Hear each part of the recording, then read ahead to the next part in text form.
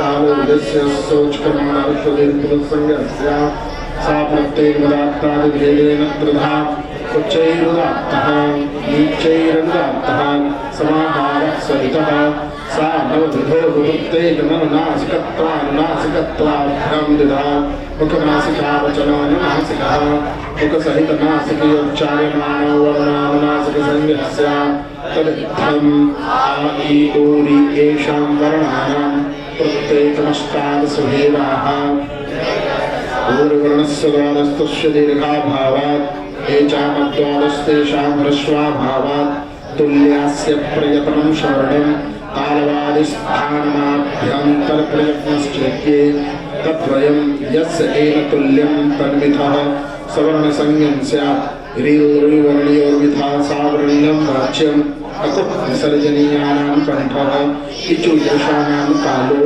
वरितोरसानां मूर्धा उदरतलसानां दन्ताः उपोपन्मानीयानां ओष्ठौ अन्यमगणनानां नासिका च एदैतो कण्ठकालो ओदैतो कण्ठोष्ठं वकारस्य दन्तोष्ठं जिह्वामूल्यस्य जिह्वामूलं नासिकानुस्वारस्य यतनो देहा आभ्यन्तरो वाह्यश्च आद्यः पञ्चधा स्पृष्टे सतिस्पृष्टेसतिव्रतविव्रतसंवृतभेदात् तत्र स्पृष्टं प्रयत्नं स्पर्शानाम् एषद्स्पृष्टवन्तः स्थानाम् एषद्विव्रतमोष्णाम् विव्रतं स्वराणां ह्रस्वस्यावर्णस्य प्रयोगे संवृतं प्रक्रियावसायां तद्विव्रतमेव बाह्ययत्नस्फेतादस्था विवारः संवारः श्वासो नादो घोषो अलमप्राणो महाप्राणः उदात्तोऽनुदात्त स्वरतश्चेति स्वरोदिवाराः श्वासा अघोषश्च हसः संवादानादाघोषश्च वर्गाणां प्रबन्धवीयपञ्चमाश्च अनुप्राणाः वर्गाणां द्वितीय चतुर्थोऽसरश्च महाप्राणाः कादयो नावसानाः स्पर्शाः यमन्तस्थाः सलोष्माणः अचक्षराः इत्थाभ्यां प्रागर्थविसर्गसदृशो जिह्वामूलीयः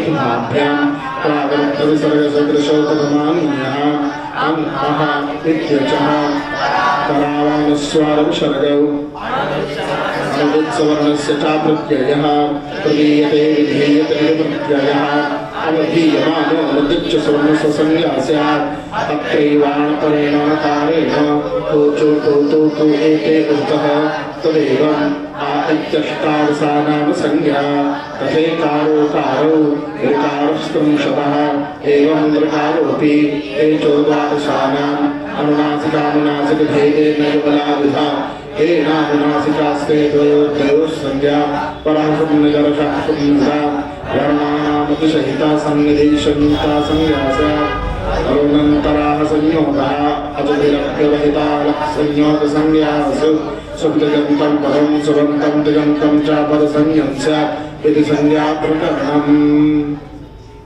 आज संज्ञा प्रकरण तक ही पाठ होगा। आप कल बाह्य प्रयत्न के विषय में अभ्यंतर प्रयत्नों के विषय में आप लोगों ने जानकारी प्राप्त किया। आज याद करके भी आए होंगे आप लोग सभी लोग। चलिए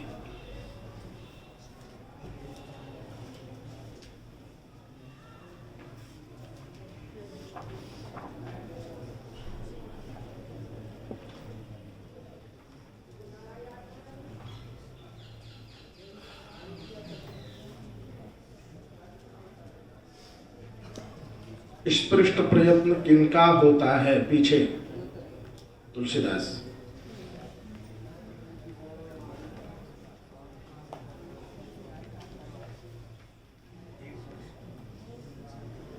जल्दी शीघ्र।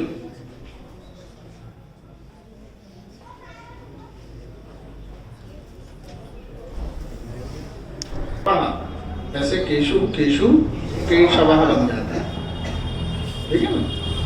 तो एक होता है केशव, है ना, और एक केशव, अच्युतम केशवम। तो जो केशव शब्द है ना, वो भगवान के लिए प्रयुक्त है। हाँ, अप्रापदिक शब्द है केशव, केशव। वहां गुण हो जाता है,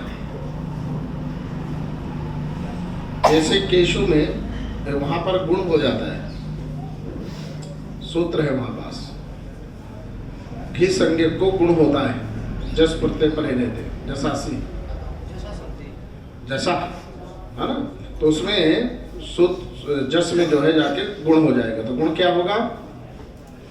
केशो में गुण ओ को ओ होगा, केशो अस ओ को अवादेश हो जाएगा, चोयवायावास, केशव सकार केशव,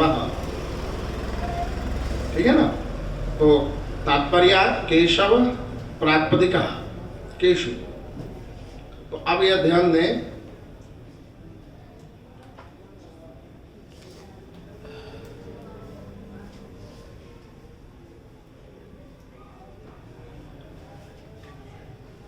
बाह्य प्रयत्न स्वेकादशधा। आज हम पढ़ेंगे बाह्य प्रयत्न के विषय में। बाह्य, सबसे पहले समझें कि बाह्य क्या है।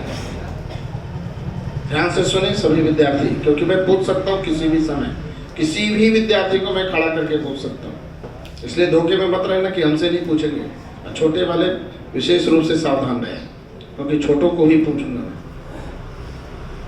बाह्य होता है बाहर, अप्रयत्न यानी होता है प्रयास, प्रयत्न यानी बाह्यगत प्रयास।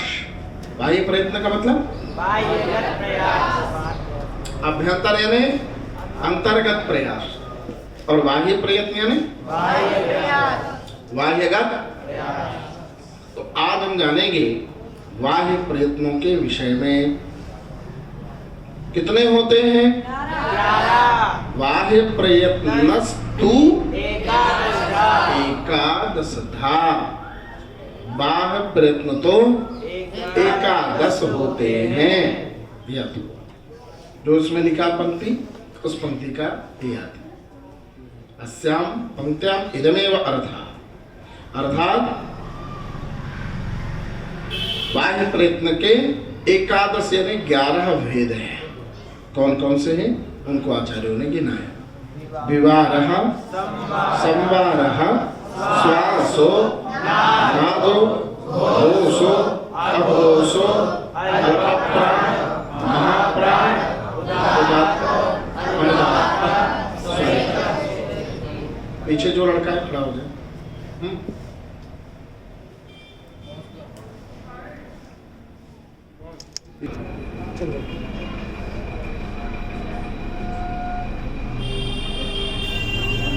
तो ये आपने देखा, विवार, संवार, श्वास, नाद, घोष, अघोष, अल्प प्राण, महाप्राण, उदात्त।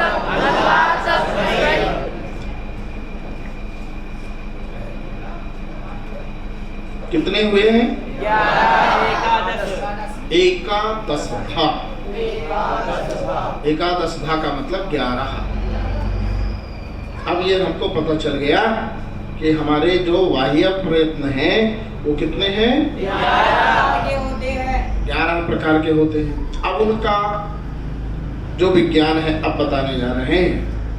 खरो विवाराः,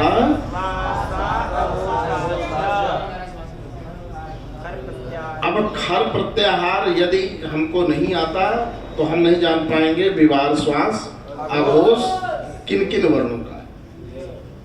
यदि प्रत्याहार का ज्ञान नहीं है तो हमें विवार, श्वास, आघोष पता होगा नहीं। लेकिन जिसको प्रत्याहार बनाना आ रहा होगा, हकारादिरांत समुदाय तत्पद बोध्याः, तो खर प्रत्याहार है। उपदेश अवस्था में कौन हुआ? हलंत्यम। उपदेश अवस्था में कौन हुआ? आपका खर, उसका अंतिम वर्ण हुआ र, उसकी हो जाएगी लोपा से। लोप क्या है? आदिरंतेन। क्या कहता आदिरंतेन से?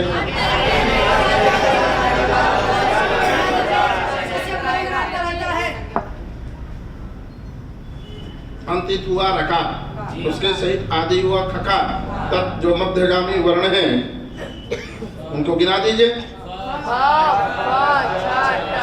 खासे लीजिए। छ ठ ठ छ ट ट प प स स ये है खर प्रत्यय। कितने वर्ण आए भैया गिन लो। खा फ छ ठ ठ च ट ता का प स स कितने हो गए? हाँ, पूरा केवल बोध करा के तो कितने हो गए?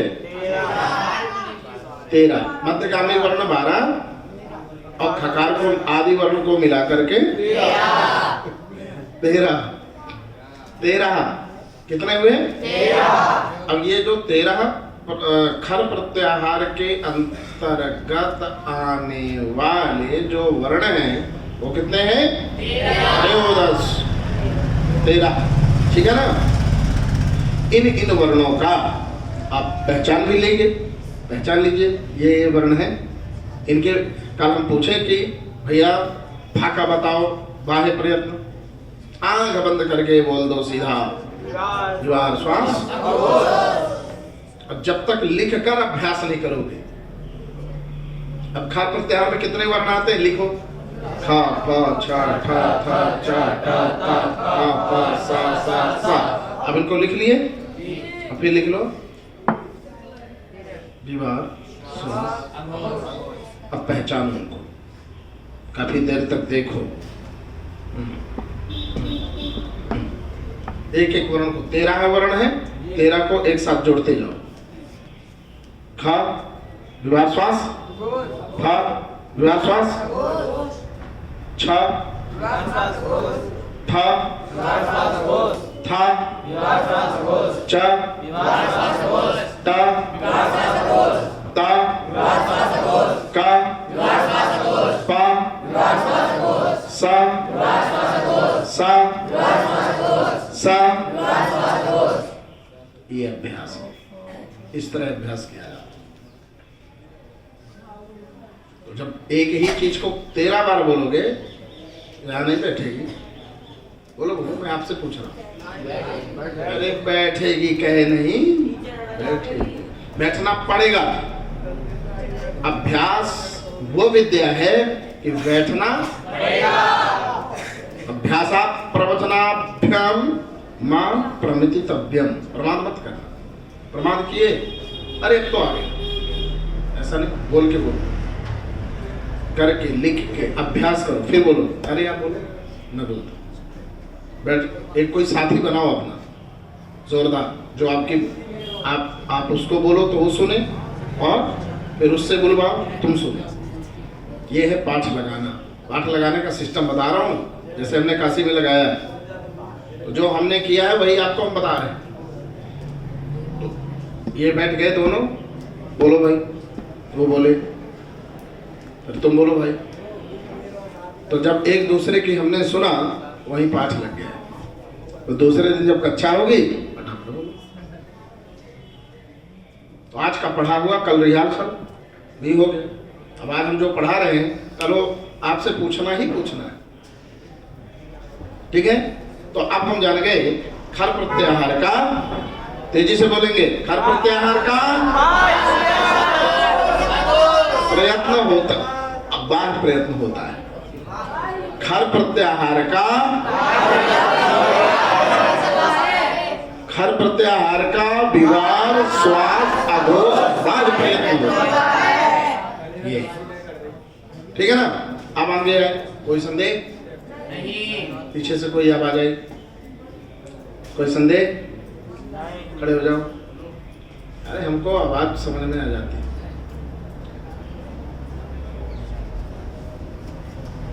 शीघ्रता करें भैया। अरे लगता समाधान हो गया। चलिए।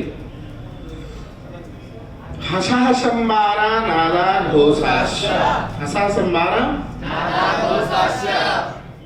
अब देखिए, जिसको हंस प्रत्याहार आता होगा, वो समझ जाएगा संभारनाथ। अब विवार श्वास अघोष का मतलब उसमें समझ गए ना, ये क्या है विवार श्वास अघोष गुरुजी? ये तो कोई नहीं पूछा हमसे, पूछेगा लेकिन हो गया, कोई बात नहीं, हम ही पूछ रहे हैं, हम ही बता रहे हैं। तो विवार यानी खुला हुआ, इसमें श्वास भी लगेगी इन वर्णों के उच्चारण में। तो खुला हुआ, विवार यानी खुला हुआ, श्वास मतलब इसमें श्वास लगेगी। और अघोष, इसमें घोष नहीं होगा। घोष, अघोष का मतलब ध्वनि ज्यादा नहीं होगी, ठीक है ना। अब आया क्या? हसा संबारा नादा, इसमें संबार, संबार यानी पूरा खुलेगा, है ना। संवरणम संबारा, नदनम नादा,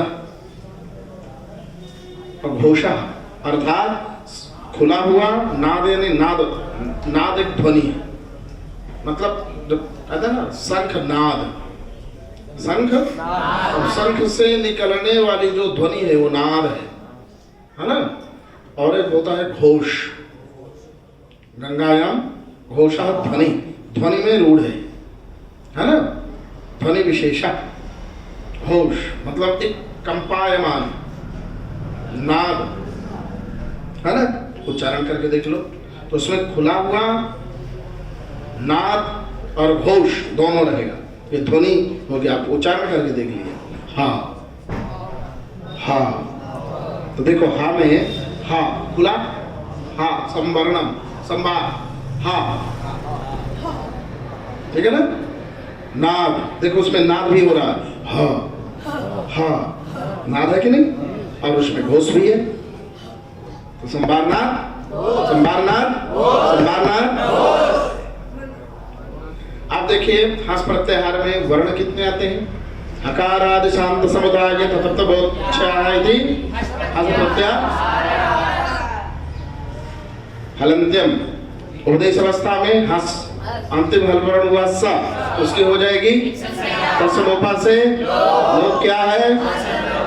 आदिरंतेन क्या हुआ? अतित कौन हुआ? सा, अतित के सहित आदि कौन हुआ? हा, तक मध्यगामी जो वर्ण है, या वा रा ला न्या मा मा णा मा, झ भ ढ ढ ध, ज ब ग द द। गिनो कितने हुए?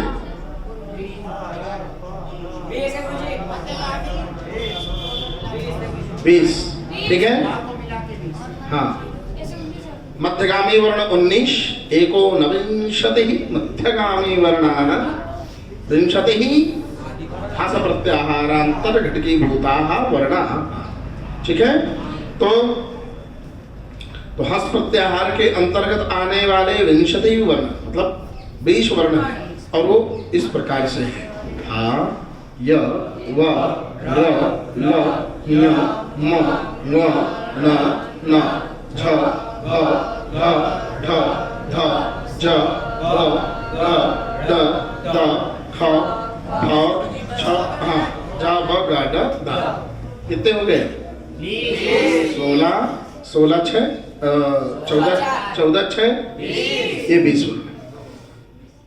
इन 20 वर्णों का कौन सा प्रयत्न है? संवार, नाद, घोष, ठीक है। अब इनको लिख लीजिए 20 वर्णों को, जैसे वहां 13 लिख लिए थे, ऐसे इनको 20 को लिख लीजिए। 20 13 कितने हो गए? 33, है ना। 43 वर्ण पूरे हैं, 33 का हिसाब किताब हो गया हमारा,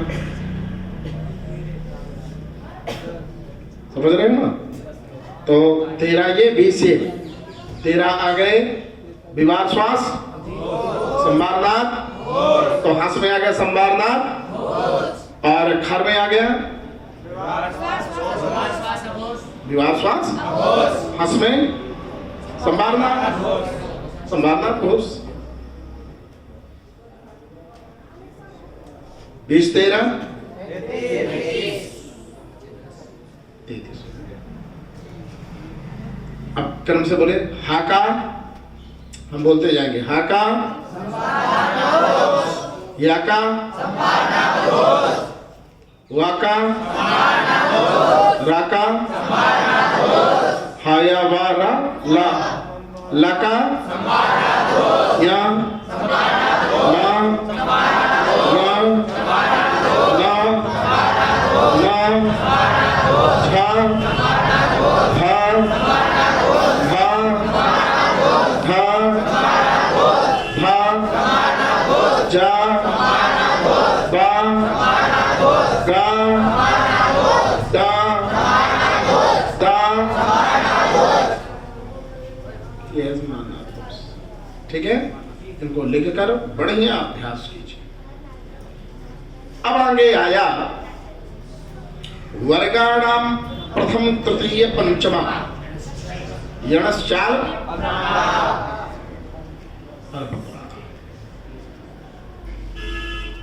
अब गिनते जाना, कितने जान गए आप?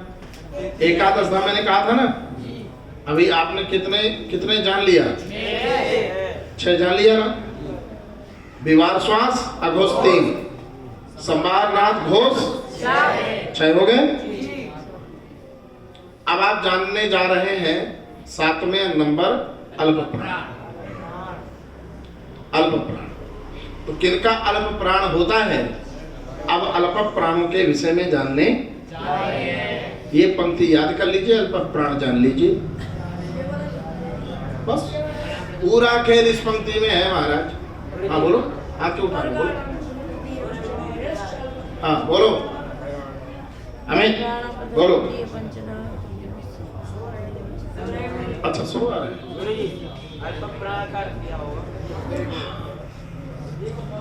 प्राण यानी हवा। प्राण यानी क्या है? अल्प यानी अब बताने की जरूरत है क्या? अब जिसमें थोड़ी हवा लगे, मतलब शब्द उच्चारण करने में, वर्ण उच्चारण में थोड़ी हवा लगे, अल्प प्राण। ठीक है ना? नहीं बहुत बढ़िया। देखिए अभी तक आप नहीं जानते रहे अल्प प्राण क्या है। अल्प प्राण चिल्ला रहे हैं, अरे जानो तो यार भैया, ये अल्प क्या है, प्राण क्या है? प्राण यानी हवा, ये हवाई का खेल है हमारा। अभी अंदर ये जो बोल रहा है, देख रहा है, सुन रहा है, ये कौन है? हवाई का है। हवा निकल गई, ले लो, हवा निकल गई, हवा का खेल है हमारा। तो ऐसे ही प्राण, ठीक है ना? और अल्प यानी थोड़ा प्राण। थोड़े प्राण में जिन वर्णों का उच्चारण होता है उन वर्णों का उल्लेख। अब देखिए वर्गाणाम प्रथम तृतीय पंच। अब यदि बोर्ड हो तो हम थोड़ा समझा दें।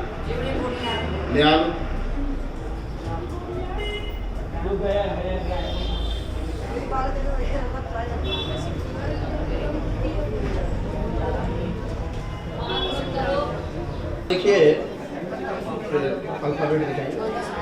ये क्या में गोला लगाओ, पूरा इसमें गोला लगाओ, पूरा नीचे तक। देखिए सभी लोग ध्यान दें।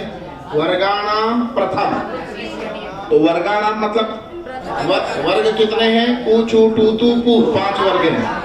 वर्गाणाम का अर्थ है 5 वर्ग। वर्ग में कौन? कु चु टू तू कु, ये वर्ग है। वर्गाणाम प्रथम, तो प्रथम यानी पहला, तो वर्ग का पहला हो गया, ठीक है ना? वर्ग का वर्गाणाम प्रथम तृतीय। अब तृतीय वर्ण में लगाओ पूरा। फिर क्या लिखा है? पंचमा में लगाओ। वर्गाणाम प्रथम ये हो गया। ये काचा टाटा पा, गाजा डाटा पा, पांते आई और यण में कितने आएंगे? य व र ल। टोटल कितना हुआ? ये इनका होता है अल्प प्राण। वर्गों का प्रथम तृतीय और पंचम और यण, इनका क्या होता है? अल्प प्राण। लिख सकते हैं। जब हम आपसे पूछे भैया का अल्प प्राण, का प्राण बताइए, खा का प्राण बताइए, चा का आप प्राण बताइए, ता का आप प्राण बताइए, पा का आप प्राण बताइए, गा का आप प्राण बताइए, जा का आप प्राण बताइए, दा का आप प्राण बताइए, दा का आप प्राण बताइए, बा का आप प्राण बताइए, न का, य का, न का, न का, म का, या का, रा का, वा का और ला का। ये हो गए अल्प प्राण या वाराला। ठीक है, तो इनका वर्गाणाम प्रथम, तृतीय, पंचम और या वाराला, इनका अल्प प्राण होता है, इनमें कम हवा लगती है। बात खत्म।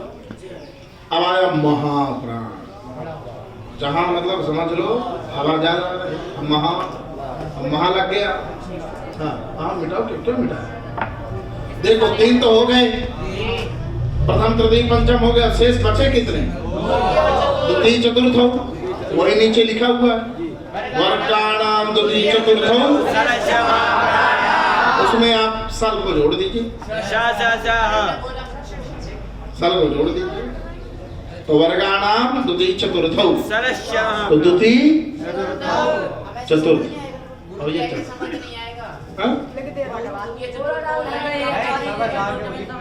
द्वितीय चतुर्थ लिखा है, वो लिख रहा है। ठीक है, अब तो आ जाएगा। सब नहीं रहेगा गुरु जी।